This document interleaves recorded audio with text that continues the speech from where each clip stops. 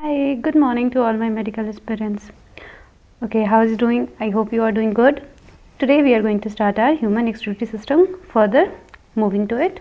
Okay, let's start.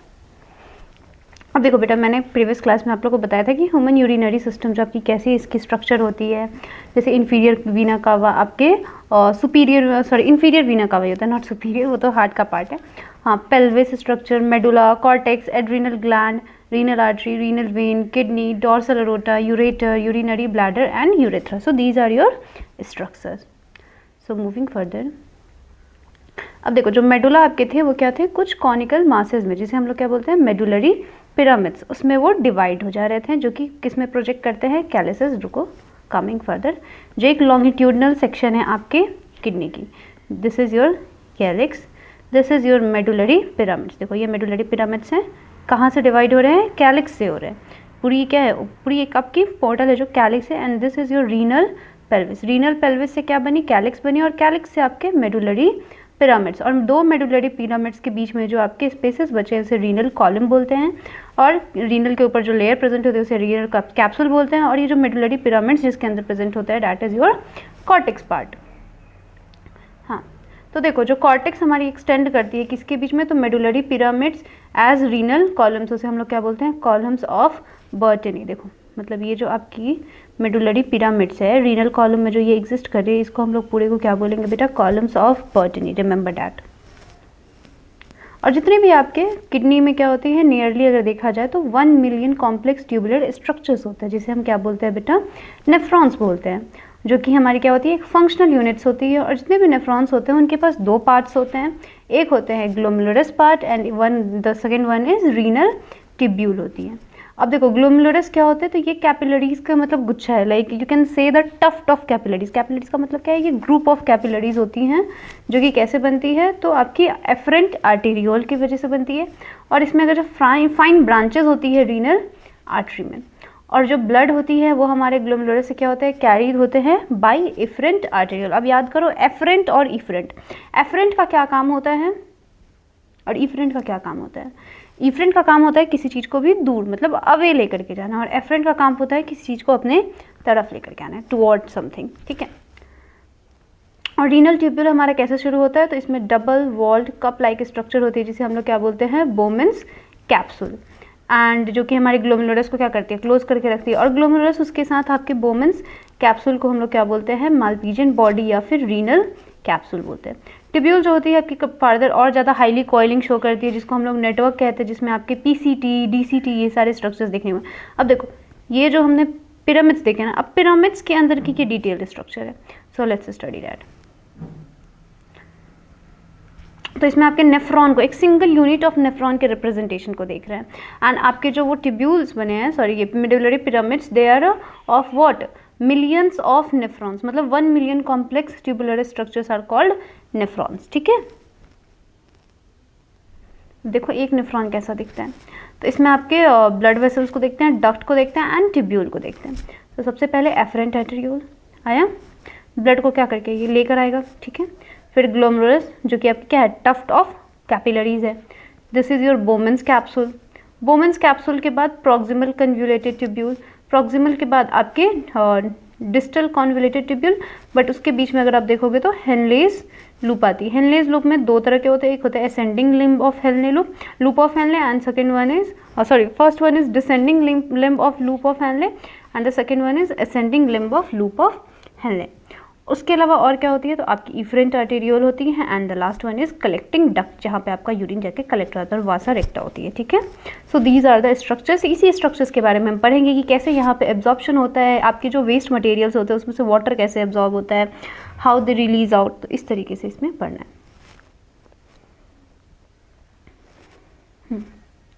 अब देखो यहाँ पे मालपीजियन, एक सिंगल मालपीजियन बॉडी को, जिसे हम लोग क्या बोलते हैं, रीनल कॉर्पसल्स बोलते हैं। अब देखो ये हेयर पिन शेप्ड हेनलीज लूप जो होती है हमारा, ये नेक्स्ट पार्ट होती है ट्यूब्यूल की, जिसमें आपके descending and ascending limb present होते हैं।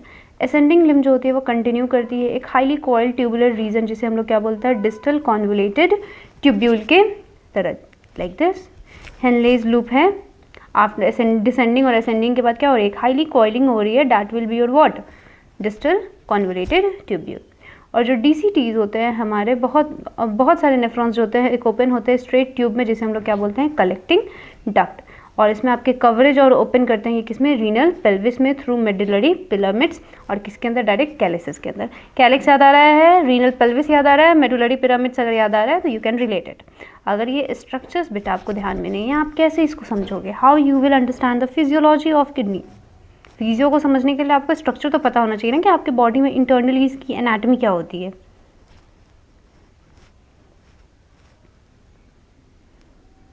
फर्दर देखो, जो आपके मालपीजियन कॉर्पसल हो गए, proximal convoluted tubule and distal convoluted tubule जो नेफ्रॉन्स के होते हैं, ये कहाँ पे सिचुएटेड होते हैं, कॉर्टिकल रीजन ऑफ किडनी में।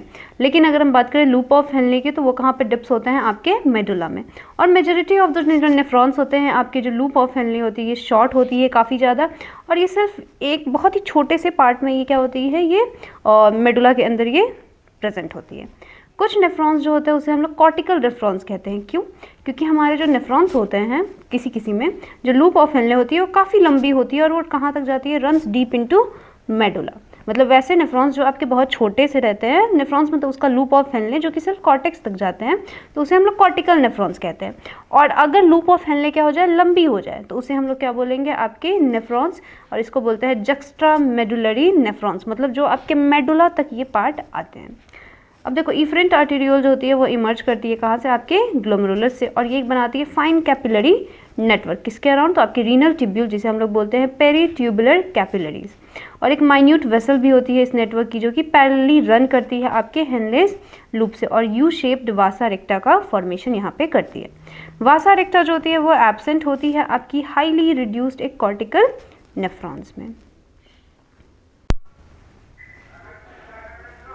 देखो, अब आती है आपके यहाँ तक, आप स्ट्रक्चर अगर थोड़ा बहुत बेटा क्लियर हुआ होगा कि आपके एफरेंट क्या होते हैं। बहुत बच्चे इसको भूल जाते हैं। अब देखो, इसको याद रखने का तरीका क्या होता है।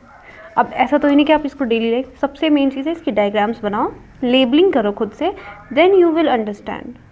देखो, like you read hundreds of book, it doesn't matter, but you have to read NCERT, go through it, it's very very important. आपके डायरेक्ट यहीं से क्वेश्चंस आते हैं कि जो, अच्छा चलो एक क्वेश्चन तो ये भी आ सकता है ना, लूप ऑफ हेनले अगर बहुत छोटी होगी तो उसे हम लोग बोलेंगे जक्स्ट्रा मेडुलरी नेफ्रॉन्स। मैंने पढ़ा दिया है, लेकिन मैं ये क्वेश्चन अगर करती हूँ तो आप थोड़ी देर बाद भूल भी जाओगे कि मैम ने क्या बताया था। Lots of, not I am saying majority, but हाँ। अब देखते हैं यूरिन फॉर्मेशन कैसे होती है आपकी बॉडी में। तो यूरिन जो फॉर्मेशन होते हैं इसमें आपके 3 मेन प्रोसेसेस हैं। सबसे first one is glomerular filtration होती है, मतलब आपके जो ग्लोमुलरस में जो ब्लड का फिल्ट्रेशन होता है। देन वहाँ से रीएब्जॉर्प्शन होती है, जो भी आपके एसेंशियल एलिमेंट्स पाए जाते हैं उस सिक्रीशंस में। एंड देन लास्टली क्या हो जाती है, आपकी सिक्रीट हो जाती है वेस्ट मटेरियल, जो कि हमारे डिफरेंट पार्ट्स ऑफ नेफ्रॉन में ये होती है। अच्छा हाँ, किडनी के यूनिट को क्या बोलते हैं, नेफ्रॉन। और जो फर्स्ट स्टेप होती है आपकी यूरिन फॉर्मेशन में, उसे हम लोग क्या बोलते हैं, फिल्ट्रेशन ऑफ ब्लड, क्योंकि that is a glomerular filtration is basically filtering your blood. और ये आपकी कहाँ पे होती है, ग्लोमुलरस के थ्रू होती है, एंड इसको हम लोग क्या बोलते हैं, glomerular filtration. On an average अगर हम देखें तो ये कितना होती है आपकी बेटा, 1100 to 1200 ml ऑफ ब्लड, जो कि फिल्टर्ड होती है किसके द्वारा, तो किडनी के द्वारा पर मिनट। एंड रफली 1/5 हमारा ब्लड जो होता है पम्प्ड आउट होता है हर वेंट्रिकल से, और वो कहाँ तक जाता है, to the kidney. And glomerular जो कैपिलरी होती है, इसमें ब्लड प्रेशर जो आपके फिल्ट्रेशन करती है ब्लड के 3 लेयर्स होते हैं इसमें बेसिकली रिस्पॉन्सिबल होते हैं। तो ग्लोमेरुलर कैपिलरीज के लेयर्स याद रखिएगा, endothelium of glomerular blood vessels, epithelium of Bowman's capsule and a basement membrane. क्या क्या होती है, एक तो एंडोथेलियम होती है आपकी, एपिथेलियम होती है, and the third one is basement membrane. इन दोनों लेयर्स के बीच में पाई जाती है। और जो एपिथेलियल सेल्स होते हैं बोमेन्स कैप्सूल के, उसे हम लोग क्या बोलते हैं, पोडोसाइट्स। ये पोडोसाइट्स क्या करते हैं, तो ये अरेंज रहते हैं इस तरीके से ताकि एक कुछ माइन्यूट स्पेसेस को छोड़े, जिसको हम लोग बोलते हैं स्लिट पोर्स या फिर फिल्ट्रेशन स्लिट्स के लिए ये इस तरीके से अरेंज करते हैं खुद को। और ब्लड इससे बहुत ही ईजिली फाइनली क्या हो जाती है, फिल्टर्ड आउट हो जाती है इस मेम्ब्रेन्स के द्वारा। एंड एक्सेप्ट आपके क्या होती है, जितने भी कॉन्स्टिट्यूएंट्स होते हैं सब पास कर जाते हैं। तो almost all constituents of the plasma, मतलब प्लाज्मा ब्लड सब पास कर, एक्सेप्ट प्रोटीन। प्रोटीन किस में पास कर जाती है, तो आपके बोमेन्स कैप्सूल के ल्यूमेन में। देयरफॉर यहाँ पे हमारा क्या होता है, इसे हम लोग बोलते हैं अल्ट्रा फिल्ट्रेशन। मतलब कि ग्लोमुलर में तो फिल्ट्रेशन हो ही रही थी ब्लड की, बट इसके अलावा और भी चीज़ें जो अलग अलग हो रही है वो डैट इज़ योर प्रोटीन, जो आपके प्लाज्मा में जो प्रोटीन्स पाई जाती है जैसे ग्लोबुलर प्रोटीन, एल्बुमिन प्रोटीन, ये सारे जो प्रोटीन्स के बारे में मैंने बताया है उसका क्या होता है, अल्ट्रा फिल्ट्रेशन होती है। अब देखो जितने भी अमाउंट आपके फिल्ट्रेट जो बनते हैं किडनी से पर मिनट उसे हम लोग क्या बोलते हैं, ग्लोमुलर फिल्ट्रेशन रेट, GFR। और GFR एक हेल्दी इंडिविजुअल में अप्रॉक्सीमेटली कितनी होती है, तो 125 ml पर मिनट, और 1 डे में अगर बात करें तो 180 लीटर होती है आपकी GFR। मतलब इतनी सारी आपके बॉडी में क्या होती है, ब्लड फिल्टर आउट हो रही है। और किडनी में एक मैकेनिज्म है जो कि हमारी क्या करती है, रेगुलेट करती है ग्लोमुलर फिल्ट्रेशन रेट को। और इसमें एक इफिशिएंट मैकेनिज्म जो होती है कैसे कैरीड आउट होती है, तो हमारे जक्स्ट्रा ग्लोमुलरल एपरेटस की वजह से। JGA जो होते हैं कि स्पेशल सेंसिटिव रीजन होती है जो कि कहाँ बनती है, आपके डिस्टल कॉन्वोलेटेड ट्यूब्यूल में, जो कि एक सेलुलर मॉडिफाई करके ये एक जंक्शन को बना देती है एंड एफरेंट आर्टेरियोल में। और ये लोकेशन काफ़ी कॉन्टैक्ट में होते हैं किससे, आपके ग्लोमुलर फिल्ट्रेशन रेट को ये कंट्रोल करते हैं। जैसे ही अगर मान लेते हैं फिल्ट्रेशन रेट आपका कम हो जाएगा तो ये किसको एक्टिवेट कर देते हैं, जक्स्ट्रा ग्लोमुलर सेल्स को, ताकि वो रिलीज़ करे रेनिनिन को, जो कि ग्लोमुलर ब्लड फ्लो जो है उसको स्टिमुलेट करे एंड देयरफॉर GFR आपका क्या हो जाए, फिर से नॉर्मल हो जाए। और अगर हम कंपैरिजन करें जो आपके वॉल्यूम होते हैं फिल्ट्रेट जो डेली बनते हैं लाइक 180 लीटर्स पर डे, जिसमें आपके यूरिन लगभग कितने रिलीज़ हो जाते हैं, तो 1.5 लीटर्स। तो नियरली हमारे 99% जो फिल्ट्रेट होते हैं वो क्या होते हैं, रीएब्जॉर्ब्ड होते हैं हमारे रीनल ट्यूब्यूल से। और इसी प्रोसेस को हम लोग क्या बोलते हैं, रीएब्जॉर्प्शन। अब रीनल ट्यूब्यूल्स आपके बेटा कौन कौन से थे, PCT, DCT और लूप ऑफ हेलेस थे ना।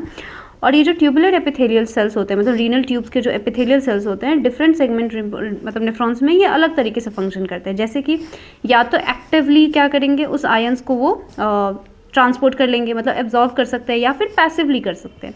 जैसे कि आपके एग्जांपल्स दिए कौन एक्टिवली होती है और कौन पैसिवली ट्रांसपोर्ट होती है। तो जैसे कि ग्लूकोज हो गए, अमाइनो एसिड्स हो गए एंड सोडियम हो गए, तो ये फिल्ट्रेट में जो होते हैं रीएब्जॉर्ब होते हैं एक्टिवली। लेकिन जो आपके नाइट्रोजनस वेस्ट होते हैं ये कैसे ट्रांसपोर्ट होते हैं, तो पैसिव ट्रांसपोर्ट होते हैं। और रीएब्जॉर्प्शन जो होती है वाटर की, ये भी कैसे होती है, पैसिवली होती है हमारे नेफ्रॉन्स के इनिशियल सेगमेंट्स में। और जब आपका यूरिन का फॉर्मेशन होता है, जो ट्यूबुलर सेल्स होते हैं ये सिक्रीट करते हैं सब्सटेंसेस जैसे कि H+, K+ एंड अमोनिया हमारे फिल्ट्रेट के अंदर में।